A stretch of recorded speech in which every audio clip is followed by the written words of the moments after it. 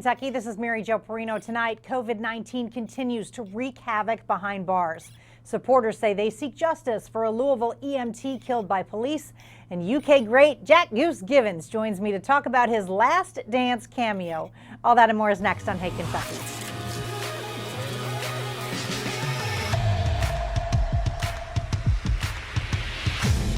Welcome to Hey Kentucky, along with LEX18 Sports Director Keith Farmer. Keith, I assume you've been watching The Last Dance like the rest of us. Of course, just like Goose. I know, it was so cool to see him the other night. Can't wait to chat with him about that coming up in just a few minutes. But first, we've got to get to this. The prevalence of COVID-19 behind bars in Kentucky continues to make headlines. A national expert says it's very unlikely that hundreds of inmates at Green River Correctional Complex will be able to avoid contracting the virus, given that about 400 staffers and inmates have already tested positive. Some inmates at the Western Kentucky facility have filed suit to be released, calling the circumstances cruel and unusual, although officials say they've made safety changes and tried to isolate the problem by separating the population in 4 different buildings. The number of cases there has driven one of the largest surges of coronavirus in America over a 7-day period. Meanwhile, in Lexington, the most serious outbreak is at the Federal Medical Center. As of yesterday, dozens of inmates and 6 staff members there had tested positive, and 1 inmate has died. Yesterday, some family members turned up to protest. With his health conditions, if he catches COVID, he would likely be one to end up on a ventilator and may not even survive this. The prison has released a lengthy statement saying it follows federal guidance on dealing with the virus. And Keith, not everybody that's in prison is a double murderer. So I really feel for a lot of these families that are wondering if their loved ones will be safe. I really kind of wonder if there wasn't ever talk of maybe using that Nutter Fieldhouse and turning that into, like you said, the people who aren't double murderers. Maybe they could put them in there, keep them safe, and also keep them isolated away from the general public, yet still safe. And I don't know if that's ever come up, but it seems like there should have been maybe some options like that could have helped this along. I know. It also, I think, illustrates the importance of not being in large groups, because when large groups are close together, look at how quickly it spreads. Yes, true. It definitely has done so in a couple of different places, prisons. Yep. All right. A Kentucky 10-year-old is among a small group of young COVID-19 patients suffering from a syndrome that causes serious illness. A moment of silence was held at the governor's briefing yesterday for the boy who's now on a ventilator after becoming infected. Kentucky Health Commissioner Dr. Stephen Stack says while most children appear to handle the virus well, across the country, a small number with the virus have developed pediatric multi-system inflammatory syndrome. Their immune system apparently becomes overactive and they have an extensive inflammatory response in their body. There's just a lot we don't know about it yet, unfortunately. So much remains unknown about the coronavirus. Even the next phase of Kentucky's Healthy at Home work plan begins with select businesses allowed to reopen with restrictions as of yesterday.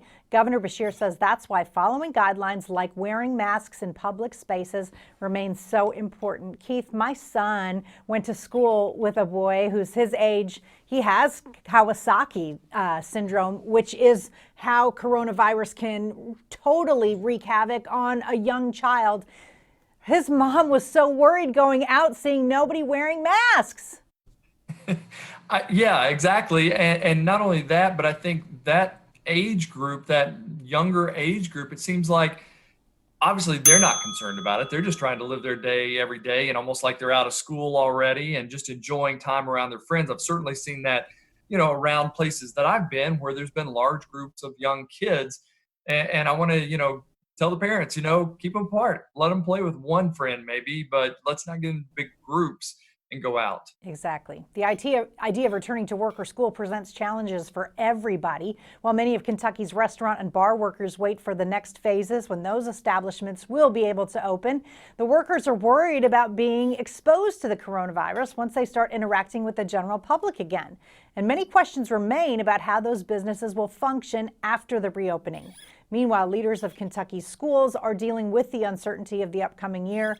Not only is the start date unclear, but superintendents and private school administrators are trying to decide how to implement health guidelines and social distancing within the constraints of classroom sizes, teacher contracts, and budgets that face rocky futures. Keith, I was listening to some of the Senate hearing today, and they were talking about this. We kind of have to see how this reopening goes before we can talk about school in the fall, I think. Oh, for sure. And, we're already still talking about how, things are going to open up. But if there's a problem, we go right back to phase one or before phase one. So, yeah, we've got to watch everything very closely and see how these openings go before we can even start thinking about getting our kids into a school. Because not only they can probably move them around in class sizes, but they're walking through hallways together to go to the next class. They're in cafeterias together. So it does pose some problems there. Yep. In other news, a prominent civil rights attorney and personal injury attorney has been hired by the family of a Louisville EMT who was fatally shot by police at her home. The family of Brianna Taylor has filed suit against the officers involved in the botched drug raid on March 13th.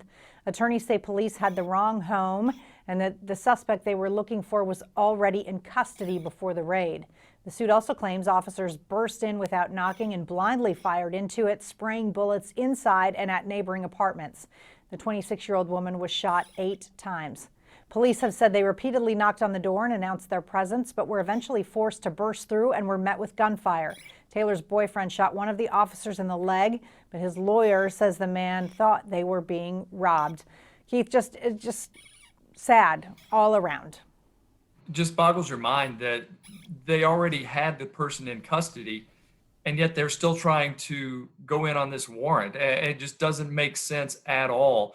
Not only were those two there in the room as well, but there was also a pregnant woman and also another young child. This could have ended up worse than it already did. I can't imagine. Turning to sports, UK Athletics Director Mitch Barnhart is talking about coping with the uncertainty of the pandemic. Barnhart says he is working tirelessly to learn more about it and do what he can behind the scenes to help college sports return. At the same time, he wants to leave the significant decisions, updates, and predictions to the experts. I'm not a doctor. I don't know that stuff, but I do know there's people smarter than me that can figure this stuff out and give us really, really quality advice. And hopefully they're gathering information as fast as it's coming out and putting the pieces of the puzzle together. Balance, patience, really thoughtful people is what we need right now. We don't need people out there acting like we've got the answers and drawing deadlines and all that stuff. I don't think that's helpful to us. Keith, I appreciate Mitch saying this because if we've learned anything over the last 2 months, it's that we have so many friends that are epidemiologists and scientists and know exactly what's going on with everything and can fix it. I mean, from day one, people were saying, here's what we need to do for this. Or, this isn't real. This is just something that's, been manufactured, And so he's right. We need to slow down, take a look at how things are going. In a way, it's unfortunate that football is one of the first sports that's coming out because there are so many people involved in that sport. Of course, at the same time, we all want to see it. And huge fan numbers, right? I mean, just huge crowds. So, but I do want to see football, I can tell you that. Up next on Hey Kentucky, I'll check in with one of our pre-coronavirus co-hosts, UK legend Jack Givens. He had a cameo in the Last Dance Michael Jordan documentary. We'll talk about that when we return.